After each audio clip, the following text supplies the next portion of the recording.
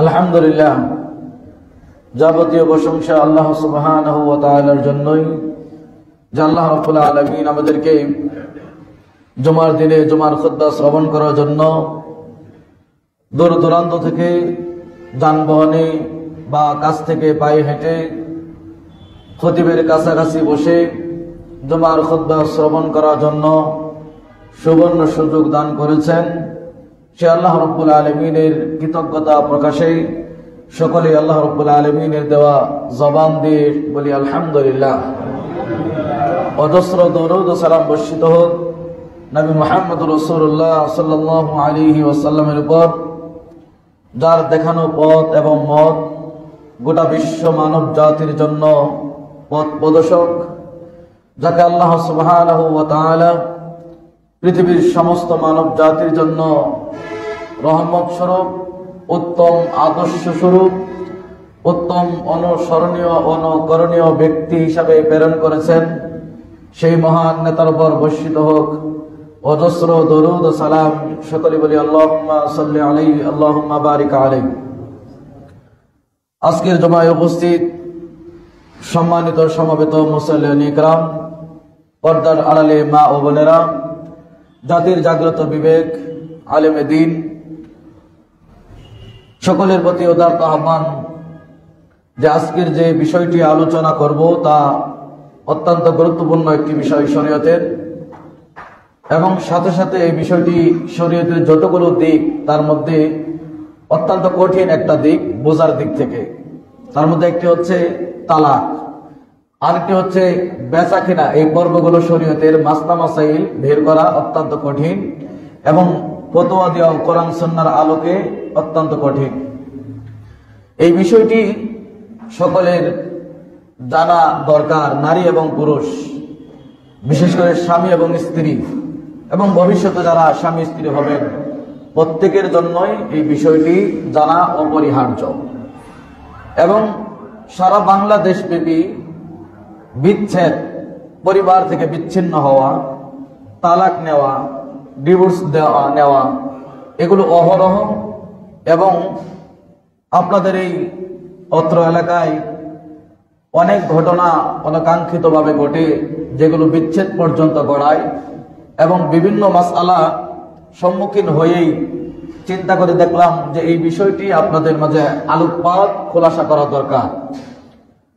তাই আজকের বিষয় সাজিয়েছি তালাক, তালাকের আবিধানিক পারিভাষিক অর্থ, এবং তালাক কে দিতে পারবে, কোন পদ্ধতিতে দিবে, কখন দিবে, এবং কোন তালাকে আবার পুনরায় ফিরিয়ে নেওয়া যাবে, এবং কোন পদ্ধতিতে তালাক দিলে আর ফেরানো সম্ভব নয়, নারীরা তালাক দিতে পারবে কিনা, এই প্রশ্নগুলো সামনে রেখেই আজকের আলোচনাকে সাজিয়েছি। আল্লাহ রাব্বুল আলামিনের কাছে তৌফিক কামনা করি। আল্লাহ রাব্বুল আলামিন যেন উক্ত বিষয় সুন্দরভাবে উপস্থাপন করার তৌফিক দান করেন, আমিন। তালাক এটি আরবি শব্দ, যে শব্দ আমরা পরিচিত সকলে তালাক হিসাবে বেশি ব্যবহার করি। এর কয়েকটি অর্থ ছেড়ে দেওয়া, বিচ্ছেদ ঘটানো, বন্ধন থেকে মুক্ত করা ইত্যাদি ইত্যাদি অর্থে ব্যবহৃত হয়। শরীয়তের অর্থ হচ্ছে শরীয়তের দৃষ্টিকোণ থেকে সুন্নাহ পদ্ধতিতে নির্ধারিত কিছু শব্দের মাধ্যমে রাসূল সাল্লাল্লাহু আলাইহি ওয়াসাল্লামের যে পদ্ধতি, সেই পদ্ধতি অনুযায়ী যৌক্তিক শরীয়তের কারণগতভাবে কাউকে তার স্বামী স্ত্রীর যে বন্ধন, সেই বন্ধন থেকে একে অপরে মুক্ত করে দেওয়া, এর নাম হচ্ছে তালাক। আমাদের সমাজে একটি জাল হাদিস প্রচলন আছে যে আল্লাহ রাব্বুল আলামিনের কাছে সবচাইতে নিকৃষ্ট হালাল, ঘৃণিত হালাল, অপছন্দনীয় হালাল হচ্ছে তালাক দেওয়া। যে আল্লাহ রাব্বুল আলামিনের কাছে হালালের সবচাইতে নিম্ন পর্যায়ে যেটি ঘৃণিত, মন্দনীয়, নিন্দনীয়, সেটি হচ্ছে তালাক। এই হাদিসটি দুর্বল। তালাক দেওয়াটা আমরা মনে করি একটা জঘন্য কাজ। বিবাহটা যেরকম অত্যন্ত সুন্দর একটি কাজ, এবং আল্লাহ রাব্বুল আলামিনের ভাষায় একে অপরের কাছ থেকে সাকিনা, প্রশান্তি গ্রহণ করবে। আল্লাহ রাব্বুল আলামিনের ভাষা বিবাহ হচ্ছে একে অপরে স্বামী স্ত্রী তার কাছ থেকে শান্তি গ্রহণ করবে, আনন্দ তৃপ্তি গ্রহণ করবে। যে প্রয়োজন ক্ষেত্রে এই জীবন যখন আপনার বিভীষিকাময় হয়ে ওঠে, স্বামী স্ত্রীর ভিতরে যখন গন্ডগোল হয়, এক পর্যায়ে তখন একজন আরেকজনকে সহ্য করতে পারে না, এবং শরীয়তের দৃষ্টিকোণ থেকে কখনো কখনো আপনার তালাক দেওয়াটাই জরুরি। তালাক দিয়ে সেই অন্ধকার এবং একটা অস্বস্তিকর জীবন থেকে মুক্তি দেওয়া এবং মুক্তি নেওয়াটাও কখনো কখনো আপনার জন্য অপরিহার্য। তাহলে তালাক যেরকম আল্লাহ রাব্বুল আলামিনের সবচেয়ে নিম্ন হালাল, এই বিষয়টি দুর্বল হাদিস। আবার এর উপর ভিত্তি করে তালাক দেওয়াটাও অতি উৎসাহের কাজ, খুব ভালো মানের কাজও না। প্রয়োজন ভেদে তালাক দিতে হবে যদি সেই পর্যায়ে যায়। আর যদি প্রয়োজন না হয় তাহলে আল্লাহ রাব্বুল আলামিন যে আমাদের আত্মতৃপ্তির জন্য এবং মানসিক শান্তির জন্য যে বৈধ পন্থায় বিবাহ স্বামী স্ত্রীর বন্ধন আল্লাহ সুবহানাহু ওয়া তাআলা দিয়েছেন, সেই বন্ধনকে অটুট রাখতে হবে। তালাকের পূর্বে, তালাক হলো একজন স্বামী স্ত্রীর সর্বোচ্চ পর্যায়ে যখন যায় তখনই কিন্তু এই তালাকের পর্যায়ে গিয়ে গড়ায়। তার আগে আল্লাহ রাব্বুল আলামিন সূরা নিসার সম্ভবত 34 নম্বর আয়াতে কয়েকটি আমাদের নির্দেশনা দিয়েছেন যে আপনি তালাকে আগে যাবেন না, তার আগে আমাদের কিছু কাজ স্বামী এবং স্ত্রীর উভয়ের জন্য আল্লাহ রাব্বুল আলামিন নসিহত করেছেন, উপদেশ দিয়েছেন। জীবন চলতে গেলে, স্বামী স্ত্রী সংসার করতে গেলে কখনো ভুল বোঝাবুঝি হতে পারে, কখনো মনোমালিন্য হতে পারে, রাগ গুসা আসতে পারে। আর এর পেছনে সবচাইতে বড় যিনি ভূমিকা রাখেন তিনি হচ্ছেন শয়তান। আপনারা জানেন যে শয়তানের একটি কি হয়, দরবার হয়, মিটিং হয় সমুদ্রে। আজকে কে কি কাজ করেছে, তার মধ্যে যিনি বলেন যে স্বামী স্ত্রীর ভিতরে বিচ্ছেদ ঘটাতে সক্ষম হয়েছি, শয়তান তখন তাকে বাহবা দেয় যে কাজের মতো কাজ করেছে। তো এর পিছনে সবচাইতে ভূমিকা পালন করে স্বামী স্ত্রী বন্ধন বিচ্ছেদ ঘটানোর জন্য তা হচ্ছে শয়তান। যে স্বামী স্ত্রী তালাকের পূর্বেই আল্লাহ রাব্বুল আলামিন যে নসিহত, যে উপদেশ আপনাকে আমাকে দিচ্ছেন সেটি হচ্ছে ওয়াইদুহুন্না, তাদেরকে কি করো, তোমরা নসিহত করো, উপদেশ দাও, বোঝাও। কোনো বিষয়ে যদি মনোমালিন্য হয়, স্বামী এবং স্ত্রী, সরাসরি আপনি তালাকে যাবেন না, সরাসরি আপনি বিচ্ছেদে যাবেন না, সরাসরি আপনি ডাইরেক্ট একেবারে 3 তালাক দিয়ে তাকে বিচ্ছেদ করে দিবেন না। সর্বপ্রথম আপনার কোরআনের ভাষায় আল্লাহ রাব্বুল আলামিন তাদেরকে নসিহত করতে বলেছেন, উপদেশ দিতে বলেছেন। প্রথম ডোজ, এই প্রথম ডোজে যদি কাজ না হয় তাহলে দ্বিতীয় ডোজ হচ্ছে ওয়াহজুরুহুন্না, বিছানা আলাদা করো। বাড়িঘর আলাদা নয়, বিছানা আলাদা করতে হবে। আপনি ঘরে আলাদা করে দিবেন, তার সাথে রাত্রি যাপন বন্ধ করে দিবেন। দ্বিতীয় ডোজ, এটাতেও যদি কাজ না হয় তাহলে তৃতীয় ডোজ হচ্ছে ওয়াদরিবুহুন্না, তাদেরকে প্রহার করো। এখন যারা স্বামী স্ত্রীদেরকে কথায় কথায় পিটায়, এদের দলিল যে তাহলে মায়ের আয়াত পেয়ে গেছি, দলিল পেয়েছি, স্ত্রীকে পিটানো যাবে, তাই না? বিষয়টি হাদিস থেকে স্পষ্ট হয়। তাদেরকে আঘাত করতে হবে। কেমন আঘাত? নির্যাতন করে মেরে ফেলবেন, অঙ্গহানি করে দিবেন, থাপড়িয়ে গাল লাল করে দিবেন, হ্যাঁ, সামনে যা পাবেন তাই ছুঁড়ে মেরে দিবেন, মিনি কিয়ামত সৃষ্টি করে ফেলবেন? না, তাদেরকে মারতে হবে মৃদু আঘাত, যে আঘাতে চিহ্ন হবে না, যে আঘাতে আপনার উদ্দেশ্য হলো তাকে কি করা, সেখান থেকে নিবৃত রাখা, উদ্দেশ্য হলো তাকে শিক্ষা দেওয়া। তাহলে প্রহারটা করতে হবে এমন ভাবে যে প্রহারে কোনো দাগ না হয়, যে প্রহারে নির্যাতনের আলামত ফুটে না ওঠে, যে প্রহারে আপনার প্রতি সহানুভূতি না হয়ে বরং উল্টা আরো কুট পর্যন্ত গড়াবে, এরকম মায়ের দেওয়া যাবে না। এই 3টি ডোজ যখন কাজ না হবে, ফালা তাবু আলাইহিন্না সাবিলা, তাহলে চতুর্থ কোনো পথ অবলম্বন করা যাবে না। এই 3টি প্রথম আপনাকে ব্যবহার করতে হবে। এই 3টিতে যদি কাজ না হয় তাহলে পরবর্তীতে আল্লাহ রাব্বুল আলামিন চতুর্থ যে ভূমিকা আমাদেরকে দিয়েছেন সূরা নিসার 35 নম্বর আয়াতে পাবেন, সেটি হচ্ছে যে একে অপরে যখন রাগান্বিত হবে স্বামী এবং স্ত্রী, এবং প্রয়োজনে এক তালাকও বলে ফেলছে হয়তো বা বলবে, এরকম যখন হবে আপনি নসিহত করলেন, আপনার স্ত্রী বুঝলো না, তাকে বিছানা আলাদা করে দিলেন, এরপরও সে বুঝতে পারলো না, তৃতীয় আপনি তাকে মৃদু আঘাত করলেন, তারপরেও বুঝলো না, তখন স্বামী এবং স্ত্রীর জন্য চতুর্থ পথ হচ্ছে যে স্ত্রীর পক্ষ থেকে একজন হাকাম, একজন বিচারক, একজন অভিভাবক আপনি গ্রহণ করবেন, এবং স্বামীর পক্ষ থেকে একজন অভিভাবক গ্রহণ করে তারা বসে ফয়সালা করার চেষ্টা করবে। তিনটি পথের পরে আপনি যেটি করতে চাবেন সেটা তো আপনি ডাইরেক্ট তালাক দিবেন রাগান্বিত অবস্থায়, এবং রাগের বশীভূত হয়ে আপনি অনেক কঠিন সিদ্ধান্ত নিতে পারেন। সেজন্য এখানে স্বামী স্ত্রীকে ডিভাইড করে দিয়ে যে স্ত্রী পক্ষ থেকে একজন ব্যক্তি এবং স্বামীর পক্ষ থেকে একজন ব্যক্তি, তারা বিষয়টি অত্যন্ত আন্তরিকভাবে অনুসন্ধান করে তারা যদি চেষ্টা করে তাদেরকে মিলিয়ে দেওয়ার, আল্লাহ রাব্বুল আলামিন তাদের সাহায্য করবেন। তাহলে এই হচ্ছে প্রথম পর্যায়ে, এগুলো আমাদের উচিত। কিন্তু আমরা যেটি করি সেটি হচ্ছে কোনো কিছু হলেই সরাসরি তালাক, বাপের বাড়ি পাঠিয়ে দেই, এবং এই যে উপদেশ দিতে হবে এটাও অবলম্বন করি না, বিছানা আলাদা করতে হবে সেটা করি না, বরং বাড়ি ঘর আলাদা করে ফেলি।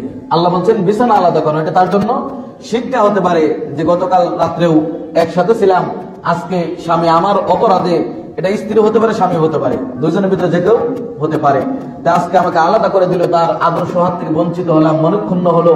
যে মানুষটি মাথার গাম পায়ে ফেলে আমাকে সুখে রাখার জন্য সমস্ত ভরণ পোষণ সবকিছু দায়িত্ব গ্রহণ করলো, তার মনে আমি কষ্ট দিলাম, যার কারণে আজকে রাত্রে আমাকে আলাদা করে দিল, হয়তো এই কারণে সে ফিরে আসতে পারে, অনুতপ্ত হতে পারে। তাহলে আমাদের প্রথম পর্যায়গুলো আমরা উপদেশ, দ্বিতীয় পর্যায় বিছনা আলাদা, তৃতীয় পর্যায় মৃদু আঘাত। এটিতেও যদি কাজ না হয় তাহলে স্বামী এবং স্ত্রী উভয় পক্ষ থেকে একজন একজন বিচারক বা সালিশের মাধ্যমে অভিভাবক হিসাবে গ্রহণ করে তাদের মাধ্যমে ফয়সালা করার চেষ্টা করব। আসুন, তালাক দেওয়ার অধিকার কে রাখে? তালাক কে দিতে পারবে? তালাক দেওয়ার অধিকার রাখে একমাত্র পুরুষ। স্বামী তালাক দেওয়ার অধিকার রাখে। মেয়েরা যেটি করতে পারে সেটা হচ্ছে খোলা, যেটা আমরা বলি ডিভোর্স। সে বিষয়ে শেষের দিকে বলবো। তাহলে মূলত তালাক দেওয়ার মালিক হচ্ছেন একজন পুরুষ। এবার কোন শব্দের মাধ্যমে তালাক হবে এবং পদ্ধতিটা কেমন হবে? যে সমস্ত শব্দের মাধ্যমে তালাক হবে তা স্পষ্ট শব্দ। এক নাম্বার হচ্ছে আপনি সরাসরি তালাক শব্দই ব্যবহার করবেন। দ্বিতীয় হচ্ছে একের ভিতর আরেকটা হচ্ছে ফিরাক। ফিরাক শব্দ ব্যবহার হয়, তবে আমাদের দেশে এই ফিরাক শব্দটি ব্যবহার কম হয়। তালাকের ক্ষেত্রে, বিচ্ছেদের ক্ষেত্রে তালাক শব্দটাই বেশি ব্যবহার করি। আর এর বিপরীতে যেটা আরেকটি আমরা ব্যবহার করার চেষ্টা করি সেটি হচ্ছে ছেড়ে দিলাম, ছেড়ে দেওয়া, এইটি ব্যবহার করে। তাহলে শব্দগত আপনাকে যেটি আমরা করব সেটি হচ্ছে তালাক, এই শব্দই আমাদের ব্যবহার করতে হবে। কোন শব্দ? সেটা হচ্ছে অতীত শব্দ, যে আমি তোমাকে তালাক দিলাম, এই অতীত শব্দ ব্যবহারের মাধ্যমে আপনাকে তালাক দিতে হবে। দুই নাম্বার সেটি হচ্ছে শব্দগত বিবাহ। আপনি কিভাবে তালাক দিবেন তা হচ্ছে ইশারা ইঙ্গিতে। ইশারা, ইশারায়। ইশারা আবার দুই ধরনের, যিনি একেবারেই কথা বলতে পারে না, বুবা, সে ব্যক্তি ইশারায় তালাক দিলে তালাক হবে। কিন্তু যিনি কথা বলতে সক্ষম সে ব্যক্তি ইশারায় তালাক দিলে তালাক হবে না, তাকে স্পষ্টই বলতে হবে। এবং আরেকটি হচ্ছে কিনায়া, মানে আপনি সংকেতমূলক শব্দ দিয়ে তালাক, যেমন আমরা বলে থাকি ছেড়ে দিব, চলে যাও বাপের বাড়ি, এগুলো হলো সংকেত, সরাসরি না। পদ্ধতি আমি পরে বলছি, মানে কোন কোন শব্দের মাধ্যমে আপনি দিতে পারবেন। তালাক শব্দের মাধ্যমে দিতে পারবেন, ইশারার মাধ্যমে দিতে পারবেন, এবং সংকেত, তবে বোবা হলে সংকেত হবে, কথা বলার সক্ষমতা থাকলে সংকেত হবে না এবং ইশারাতেও হবে না। এবং তৃতীয় আরেকটি হচ্ছে লিখিত মাধ্যমে আপনি তালাক দিতে পারবেন। লিখিত আকারে, আপনি মুখে বলেন নাই কিন্তু লিখিত আকারে কোর্টের মাধ্যমে আপনি বার্তা পাঠিয়ে দিয়েছেন, এভাবেও তালাক হবে। আসুন, তালাক দুটি পদ্ধতিতে হয়। একটি হচ্ছে তালাকে সুন্নাহ, আরেকটি হচ্ছে তালাকে বিদআ, যেটা আমরা বুঝে থাকি তালাকে সুন্নি, তালাকে বিদঈ আমাদের দেশে বেশি এই শব্দ দ্বারা আমরা পরিচিত। আবার তালাকে সুন্নাহ মানে এটা মনে করবেন না যে তালাক দেওয়া মনে হয় সুন্নাহ সওয়াবের কাজ, না। তালাকে সুন্নাহ হচ্ছে কোরআন সুন্নাহ অনুযায়ী তাকে তালাক দেওয়া। তালাক দেওয়া সুন্নাত মানে সওয়াব পাবেন এমন না, বরং কোরআন সুন্নাহর আলোকে তাকে তালাক দেওয়া। তালাকে সুন্নাহ কাকে বলে? তালাকে সুন্নাহ সুন্নতি পদ্ধতি অনুযায়ী তালাক দেওয়ার কয়েকটি শর্ত। তার মধ্যে একটি শর্ত হচ্ছে যে আপনাকে সরাসরি শব্দগুলো থাকতে হবে, এরপরে তাকে পবিত্র অবস্থায় তালাক দিতে হবে, মেন্স বা মাসিক অবস্থায় তালাক দেওয়া যাবে না। এরপরে যে মাসিক থেকে পবিত্র হলে আপনি তাকে তালাক দেওয়ার নিয়ত করেছেন, তালাক দিবেন, সেই পবিত্র অবস্থায় আবার তার সাথে মিলিত হওয়া যাবে না, তার সাথে সঙ্গমে লিপ্ত হওয়া যাবে না, এই শর্ত। এবং আরো একটি শর্ত হচ্ছে যে একসাথে 3 তালাক দিতে পারবেন না। এটি হচ্ছে সুন্নাহ পদ্ধতি। হায়েজ অবস্থায় দেওয়া যাবে না, হবে কি হবে না সেটার উপরে আসতেছি। হায়েজ অবস্থায় দেওয়া যাবে না, একসাথে এক বৈঠকে 3 তালাক দেওয়া যাবে না। তালাক দেওয়ার নিয়ত থাকলে সে পবিত্র হলে পবিত্র অবস্থায় দিতে হবে, ওখান থেকে সে পবিত্র হয়ে আবার যদি মাসিক হয়, হ্যাঁ, সেই মাসিকের আগে আপনি মিলিত হতে পারবেন না। এইভাবে হচ্ছে সুন্নাহ পদ্ধতি। তালাকে বিদঈ বা বিদআত যে তালাক, সেটি হচ্ছে হায়েজ অবস্থায় দেওয়া, কারণ কোরআন সুন্নাহ অনুযায়ী না দেওয়া সেটাই হচ্ছে বিদআত। যে হায়েজ অবস্থায় তালাক দেওয়া, মাসিক অবস্থায় তালাক দেওয়া এবং এক বৈঠকে 3 তালাক দেওয়া, এইগুলো হচ্ছে এক কথায় কোরআন সুন্নাহর বহির্ভূত পদ্ধতিতে তালাক দেওয়াই এটি হলো তালাকে বিদঈ। প্রশ্ন হতে পারে হায়েজ অবস্থায় তালাক হবে কি হবে না? হায়েজ অবস্থায় তালাক দিলে হবে কি হবে না, এই বিষয় নিয়ে আলেমদের মাঝে দুটি মত পাওয়া যায়।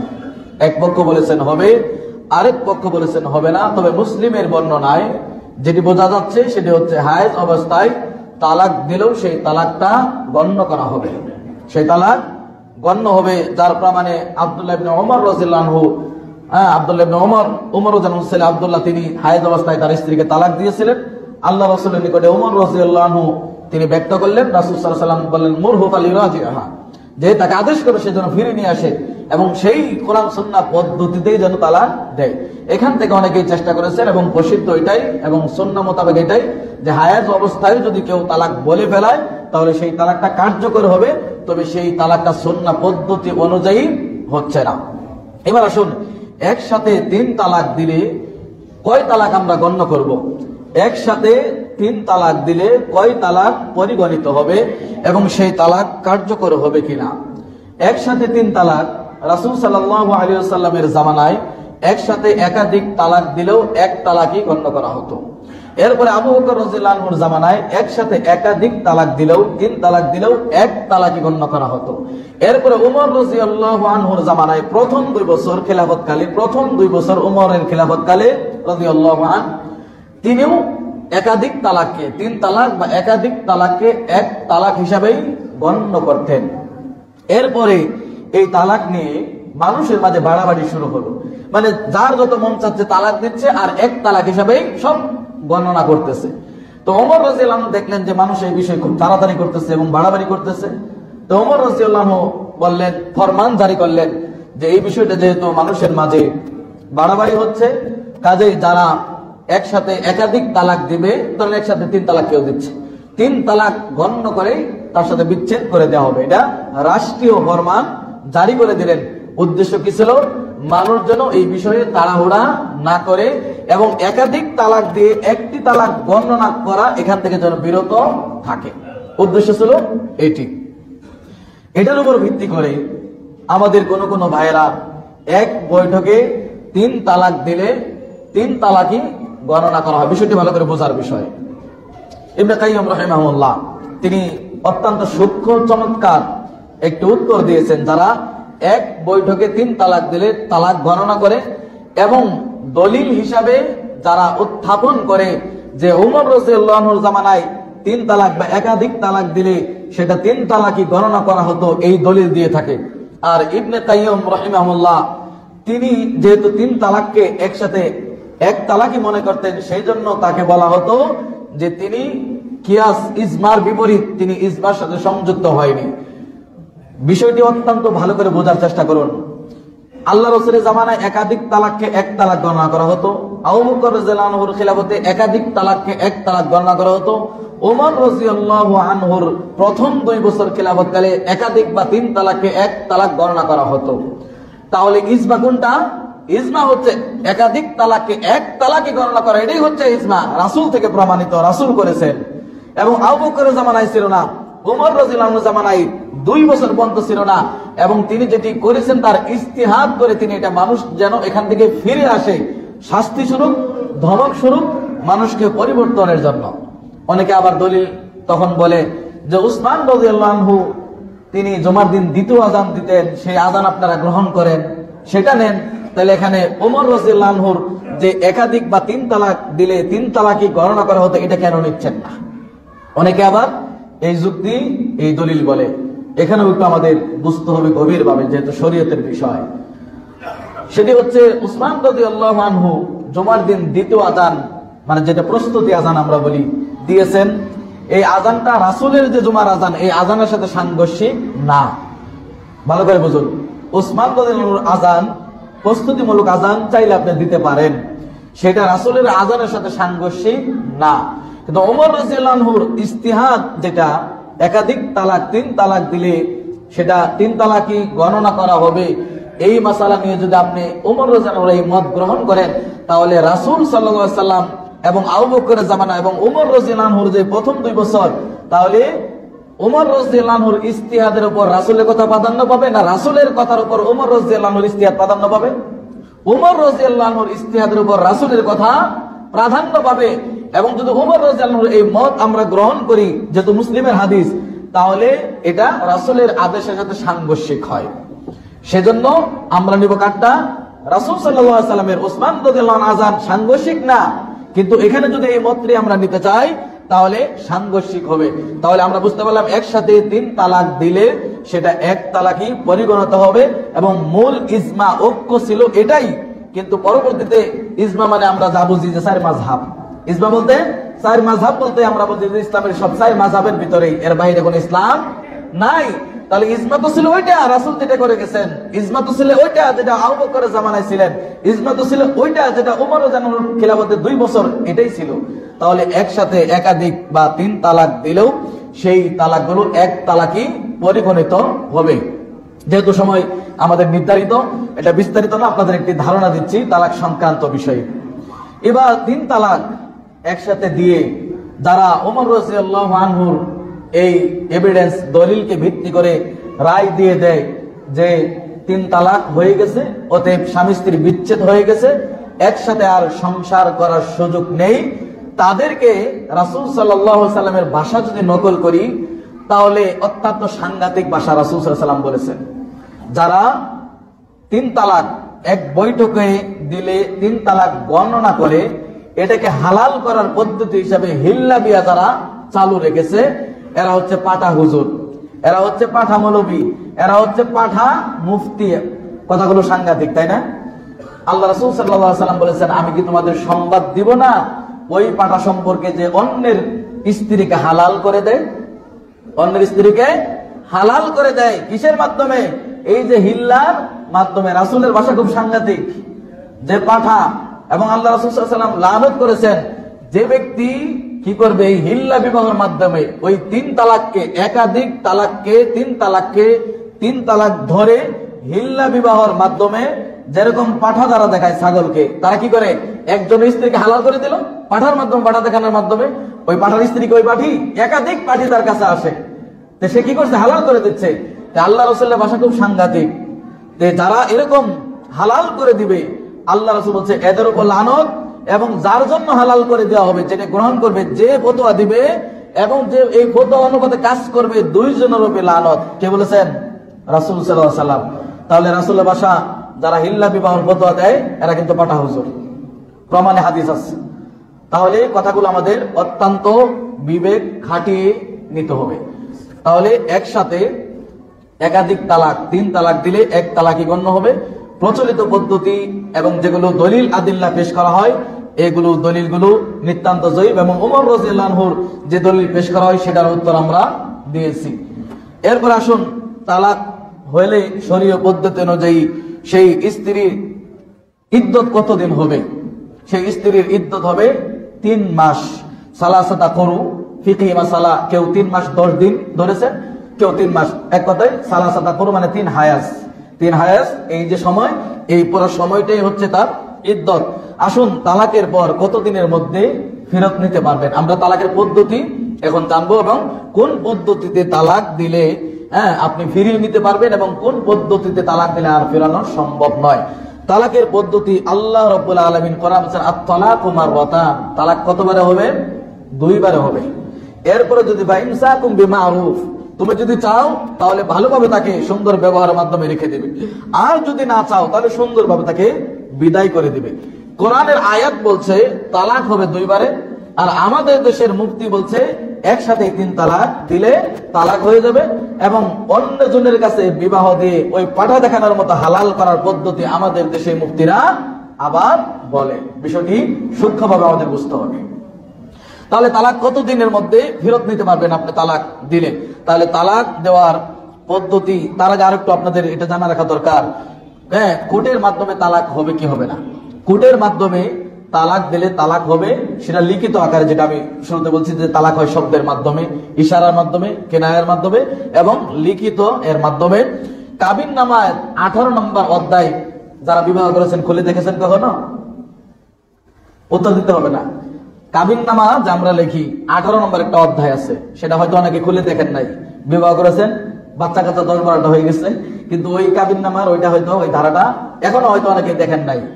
দেখবেন ওখানে লেখা আছে স্ত্রীর প্রতি যদি কোনো জুলুম, অন্যায়, বিচার, অত্যাচার, মায়ের দূর করা হয় তাহলে কি করা হবে?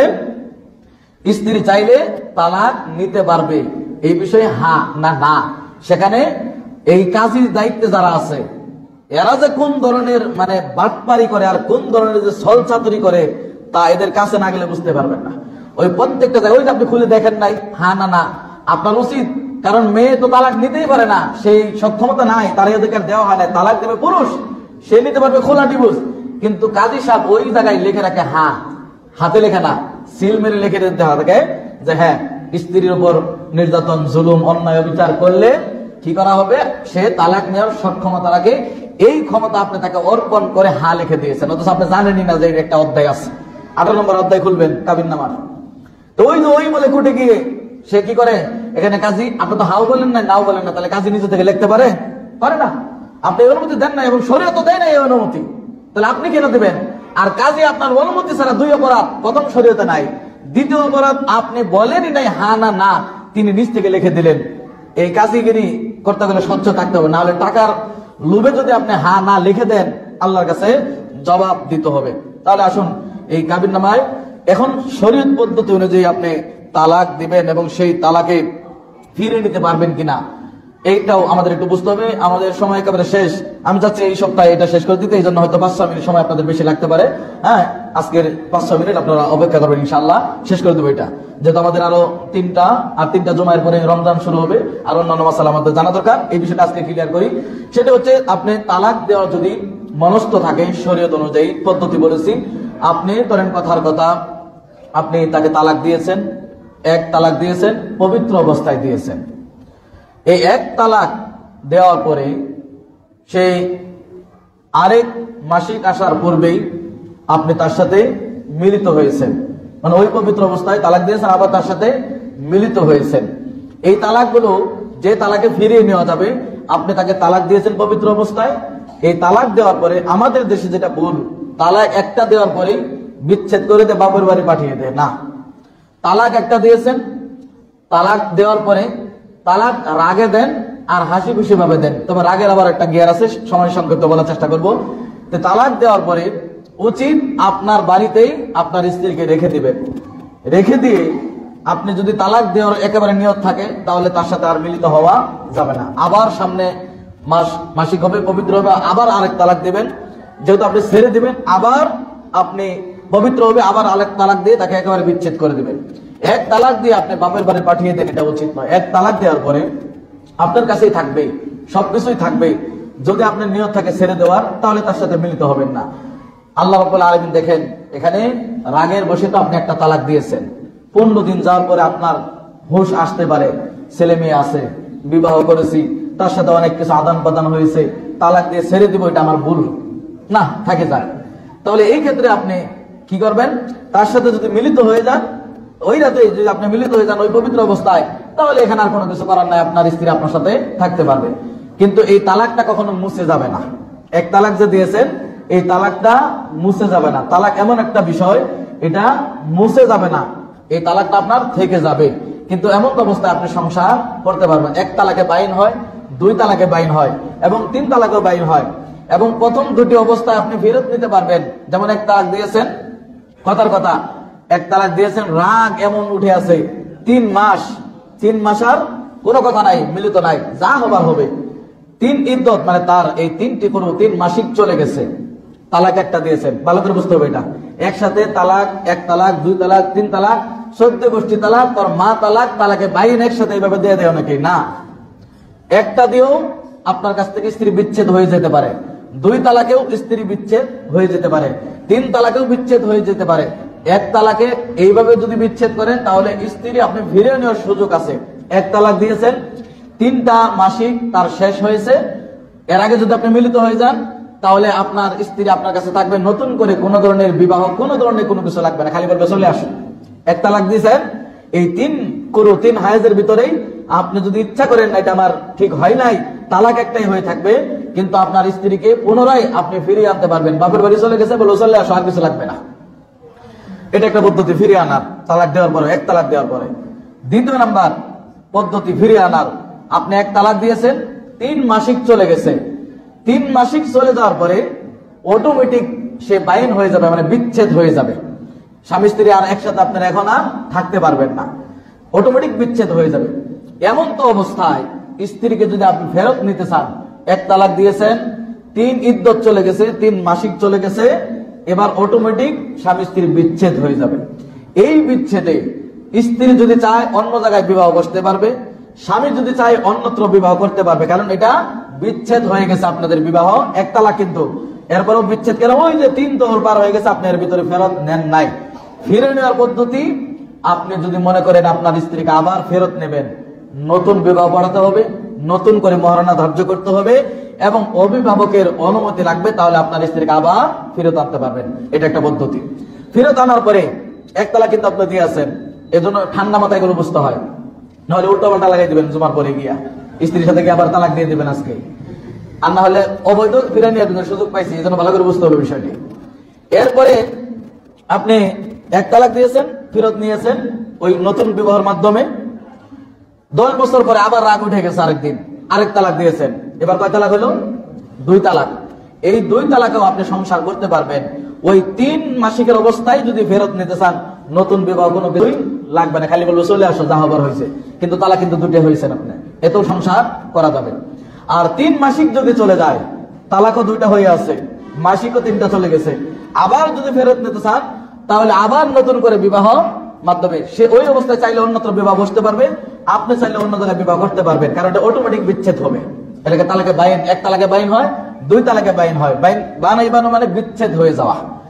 এরপরে কথার কথা আবার আরেকদিন 20 বছর পরে আবার রাগ উঠে গেছে, এবার যদি দিয়ে দেন 3 তালাক হয়ে যাবে এবং সেই পদ্ধতিতে আপনি ফিরে আনতে পারবেন। কিন্তু 3 তালাক দেওয়ার পরে আপনি ওই 3 তহরের ভিতরে আবার আর ফেরত নেন নাই, ওই যে আগে 2টা দিয়েছেন, এরপরে আরেকটা দিয়েছেন, 3টা। এই অবস্থায় আর আপনার স্ত্রীকে নতুন বিবাহের মাধ্যমেও সম্ভব না ফিরানো, চলে আসো এটা বলেও সম্ভব নয়। হাত্তা তানকে জাওজান গায়রা, যখন এইভাবে 3 তালাক হয়ে যাবে, অন্যত্র বিবাহ হতে হবে এবং চুক্তিবদ্ধ পাঠা দেখানো হিল্লা বিবাহ হওয়া যাবে না। স্ত্রী যদি বলে অন্য জায়গায় ওই স্বামীর কাছে আবার যেতে হবে, তুমি 10 দিনের জন্য বিবাহ করো, স্বামী যদি বলে ওইটাকে আবার আমি আনবো, তুমি 20 দিনের জন্য বিবাহ চুক্তি, এই চুক্তিতে বিবাহ হওয়া যাবে না। বিবাহ হয়েছে শরীয়ত অনুযায়ী, কোনো কারণে স্বামী আবার ছাড়া কাটা হয়ে গেছে, মারা গেছে, যে কোনো কারণে শরীয়তগত ভাবে সে আবার মুক্ত হয়ে গেছে, তখন চাইলে আপনি আবার পুনরায় ফেরত আনতে পারবেন। এটা একটা পদ্ধতি। আরেকটা হচ্ছে যে আপনি 2 তালাক দিয়েছেন, 2 তালাক দিয়েছেন এবং এই 2 তালাকের ভিতরে 3 তহরও চলে গেছে, তাকে ফেরত আনেন নাই। এক কথায় 2 তালাকেও স্ত্রী আনা যাবে, সংসার করা যাবে, পদ্ধতি উল্লেখ করেছি। 1 তালাকেও আনা যাবে, কিন্তু 3য় তালাক যখন হয়ে যাবে তখন আর তাকে আনা সম্ভব নয়। তবে অন্যত্র বিবাহ হলে চুক্তি ছাড়া, তাহলেই তাকে ফিরিয়ে আনা সম্ভব। এবার আসুন, তালাক দিয়েছেন স্বামীর পক্ষ থেকে পদ্ধতি এবং ইদ্দত সম্পর্কে বোঝানো হয়েছে। এরপরও যদি না বোঝেন নামাজের পরে যোগাযোগ করবেন, কারণ এত বিস্তারিত বলতে খুতবা সময় অলরেডি শেষ, আর একটু সময়ের মধ্যে আমরা বিষয়টি শেষ করার চেষ্টা করছি। এবার আসুন, স্ত্রী তালাক দেওয়ার অধিকার রাখে না, তাহলে কি রাখে? খোলা, ডিভোর্স নেওয়ার অধিকার রাখে। সেটি কিভাবে হবে? ধরে নিন আপনি, আপনার স্ত্রী আপনার কাছ থেকে খোলা চাচ্ছে, ডিভোর্স চাচ্ছে, আপনি দিচ্ছেন না। এখানে আমাদের যেটি মনে রাখতে হবে সেটি হচ্ছে একটা হাদিস, সাবিত বিন কায়েস রাদিয়াল্লাহু আনহু তার স্ত্রী আল্লাহ রাসূলকে বললেন, আল্লাহ রাসূল, সাবিত বিন কায়েসের চরিত্র সম্পর্কে, আমানতদারিত্ব সম্পর্কে আমার কোনো অভিযোগ নাই, কিন্তু আমি তার কাছ থেকে বিচ্ছিত হতে চাই। কেন? আমি ভয় করি যে ঈমান আনছি এরপর আবার আমি কুফরে ফিরে যেতে পারি, কিন্তু সাবিত বিন কায়েসের চরিত্র সম্পর্কে আমার কোনো অভিযোগ নাই। তো তুমি কি সাবিত বিন কায়েসের বাগান ফেরত দিতে চাচ্ছ? মানে মহারণা হিসেবে বাগান দিয়েছিলেন। আল্লাহ রাসূলকে বললেন সাবিত বিন কায়েসের স্ত্রী, হ্যাঁ আমি ফেরত দিতে চাই। আল্লাহ রাসূল সাল্লাল্লাহু আলাইহি সাল্লাম সাবিত বিন কায়েসকে ডাকলেন, ডেকে বললেন, তুমি তোমার বাগান গ্রহণ করো এবং তোমার স্ত্রীকে তুমি কি করো? মুক্ত করে দাও, তালাক দিয়ে দাও। এখান থেকে যেটি আমাদের বুঝতে হবে সেটা হচ্ছে, মেয়েরা খোলা নিতে পারে, ডিভোর্স নিতে পারে, তালাক দেওয়ার অধিকার রাখে না। তো সেই ক্ষেত্রে আপনি যে মহারণা দিয়েছেন, কত টাকা? আপনি 3 লক্ষ টাকা মহারণা দিয়েছেন। সেই মহারণায় যেহেতু মেয়ে ডিভোর্স নিচ্ছে, খোলা নিচ্ছে, আপনি স্বামী স্ত্রী সেখানে একটা চুক্তি হতে পারে। আপনি 3 লক্ষ টাকা মহারণা দিয়েছেন, এবার আপনার স্ত্রী বলতে পারে, ঠিক আছে 3 লক্ষ টাকা মহারণা দিয়েছিল, আমি 2 লক্ষ টাকা ফেরত দিব, তা আমাকে ডিভোর্স দাও। এই সম্মতিতে সে দিতে পারবে এবং 2 লক্ষ টাকা ফেরত নিতে পারবে। আবার কিছু কিছু স্বামী এসে 1 টাকাও ছাড়বো না, যা দিছে তাই দিতে হবে, পাই টু পাই, এটাও বৈধতা রয়েছে। তবে আপনার উচিত, যেহেতু আপনি 10 বছর 15 বছর তার সাথে সংসার করেছেন, সেখান থেকে ছাড় দিবেন। আর কোরআনের আয়াত যদি আমরা নিয়ে আসি, ফালা জুনাহা আলাইহিমা ফি মাফতাদাত বি, যে সেখানে কোনো সমস্যা নাই স্বামী এবং স্ত্রী, তারা দুইজনে যদি ফিদিয়া, যেমন ধরে নেন কিছু টেরা স্বামী থাকে যে তুই ডিভোর্স দিবি, তাকে ডিভোর্স দিব না, আপনি সব ঘুরতেছেন কিন্তু সে ডিভোর্স দিবে না। এখন স্ত্রী যদি বলে, ঠিক আছে তুমি 2 লক্ষ টাকা দেন মোহর দিয়েছো, এই 2 লক্ষ টাকা দেবো, সাথে আরো 50,000 টাকা বেশি দেবো, তাও তোমার কাছ থেকে মুক্তি চাই। সে যদি বেশি নিতে চায়, বেশি নেওয়া বৈধ আছে, দুইজনের সম্মতি ক্রমে ফিদিয়া হিসেবে, বা যা দিয়েছে তাও যদি নিতে চায় সম্মতি ক্রমে, তাও যা দিয়েছে সেখান থেকে কম বেশি করে যদি মুক্ত দিতে চায়, তাহলে মুক্ত দিয়ে দিবেন, খোলা ডিভোর্স সে নিতে পারবে। এই হলো পদ্ধতি। এবার আসুন, কোর্টে তালাক দিয়ে আসে, তালাক দিয়ে আসার পরে সেই তালাকটা কার্যকর হবে কিনা, এটা 2 ধরনের। আপনি কাউকে তালাকের দায়িত্ব দিয়েছেন, উকিল নিযুক্ত করা, যেমন আপনার কাছে 5,000 টাকা পায়, আপনি টাকা না দিয়ে একজনকে বললেন অমুকে 5,000 টাকা পায়, এই 5,000 টাকাটা আমার পক্ষ থেকে তুমি দিয়ে আসো। কোর্টে গিয়ে আপনি উকিল নিযুক্ত করে এইভাবে নোটিশের মাধ্যমে তালাক দিতে পারবেন, সেটাও কার্যকর হবে। রাসূলের কাছে সাবিত বিন কায়েসের স্ত্রী গেল, রাসূলের কাছে যাওয়া মানে কি কোর্টে যাওয়া? ওইটা তো রাসূলের কোর্ট, তখন তো রাসূল কোর্ট পরিচালনা করেছেন। এবার আসুন, এইভাবে খোলা ডিভোর্স নিতে পারবে।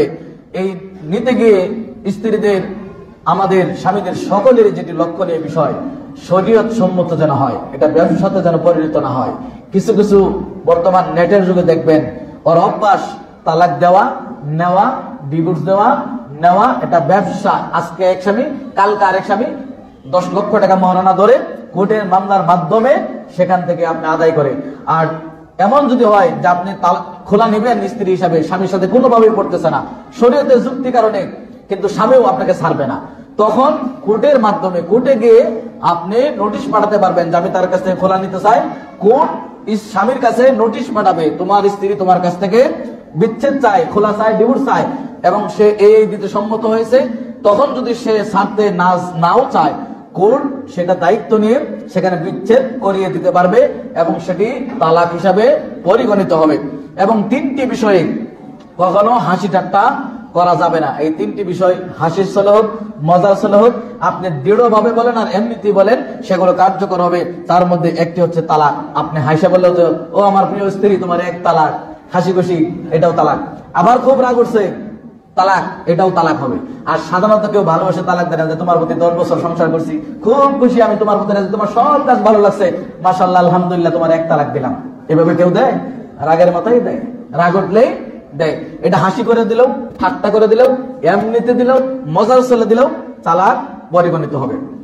2, আপনি বিবাহ, অনেকেই বলে না চাচা তোমার মেয়ের আমি বিবাহ করবো, তোমার স্বাস্থ্য বোন ভাবে যদি বলে দিয়ে দিলাম, বিবাহ হয়ে যাবে অবৈধের অনুমতি। এজন্য এগুলো হাসি চল, বিশেষ করে আমাদের দেশে সবচেয়ে নোংরা দাদা নাতি, এটা হারাম। এই ধরনের এলকি ভাইজদামি হারাম, বিবাহই হারাম। দাদা নাতিকে বিবাহ করতে পারবে? নানা করতে পারবে? নানা নাতিকে বিবাহ করতে পারবে? দাদা পারবে? পারবে না। এই যে আমরা বলি যে তুই তো আমার বউ, হে রে নাতি তোরা নিবার আইছি, এই ধরনের শব্দ আমাদের জাহেলিয়াত, অজ্ঞতা, এগুলো আপনার নাজেবের হারাম। এই ধরনের এর কি ফাইজলামি করা যাবে না। নাতির সাথে দাদার বিবাহ চিরতরে হারাম, নানার সাথে নাতনির বিবাহ চিরতরে হারাম। এই ধরনের এর কি অনেকেই করে থাকেন, কিন্তু করা যাবে না। 2 নম্বর, তাহলে বিবাহ এটা নিয়ে হাসি ঠাট্টা করা যাবে না। 3 নম্বর, তালাক দিয়েছেন, ওই যে ফেরত দিতে চান, হাসি ঠাট্টা বলে, ওই 3 পদ্ধতি 3 তহরের ভিতরে হাসি ঠাট্টা করে বলে তোমার দিয়েছি বলে আচ্ছা থাক আই বলো, দুষ্টামি করে বলছেন, কিন্তু আপনার নিয়ত নাই। সে যদি আইসা করে আপনার তালাক বাতিল। এই 3টা বিষয় কি করা যাবে না, আপনার হাসি ঠাট্টা করা যাবে না। আসুন, কিছু কিছু অবস্থায় তালাক দিলে সেগুলো তালাক পরিগণিত হবে না। 1 নম্বর হচ্ছে মাতাল অবস্থায়, আপনি কি বলতেছেন না বলতেছেন, আপনি মাতাল অবস্থায়, এই অবস্থায় যদি তালাক দেন সেই তালাক পরিগণিত হবে না। আরেকটি হচ্ছে রাগান্বিত অবস্থায়, তবে সেই রাগের লিমিট আছে। রাগান্বিত অবস্থায় তালাক দিলে তালাক হবে না, তবে লিমিট, সেটা হচ্ছে এমন রাগ হয়েছে আপনার, রাগের মাথায় আপনি তালাক দিচ্ছেন না বউরে আম্মা ডাকছেন না কেটেছেন কিছুই মনে নাই, এরকম যদি হয় তাহলে এই রাগ অবস্থায় তালাক দিলে তালাক হবে না। কিন্তু রাগের মাথায় মোবাইল ভাঙছেন, যে তোর জন্য 80,000 টাকার মোবাইল ভাঙছি, তালাকও দিছে, রাগের মাথায় আবার মনে আছে 80,000 টাকার মোবাইল ভাঙছে, আবার বউ কি গালি দিচ্ছে সব মনে আছে, ও কি গালি দিচ্ছে সব মনে আছে, এই রাগ অবস্থায় যে তালাক দেয় সেই তালাক গণনা করা হবে। বুঝতে পেরেছেন? রাগের লিমিট, যদি এমন রাগ হয় কি বলেছে কিছুই খেয়াল নাই, কিছুই মনে নাই, তাহলে এমন তো অবস্থা রাগের মাথায় দিলে হবে না। কিন্তু মোবাইল ভাঙছে, কি বকা দিছে, বাপেরে কি বলছে, মারা কি বলছে সব মনে আছে, তালাকটা খেলি ভুলে গেছে, তাইলে হবে না। আরেকটি হচ্ছে বাধ্যবাধকতায় অপছন্দনীয়, একজন এসে পিস্তল থেকে বলছে তোর পরে তালাক দেন, হলে এখনই 3 রাউন্ড গুলি করে তোকে শেষ করে দেবো, আপনি দিতে বাধ্য, জীবন বাঁচাতে হবে, এমন তো অবস্থায় যে তালাক বলেন আপনার এই তালাক পরিগণিত হবে না। আরেকটি হচ্ছে ভুল বশত যদি তালাক দেন। কেমন ভুল? যেমন আপনার এক বন্ধুর স্ত্রীকে তালাক দিয়েছে, আপনার স্ত্রীকে বলতে এসে ঘটনাক্রমে, যেটা ইংলিশে আমরা বলি স্লিপ অফ টাং, আরবিতে হলে সাবকাতুল লিসান, বাংলায় যদি বলি বলতে চাইছি একটা বলে বলছি আরেকটা।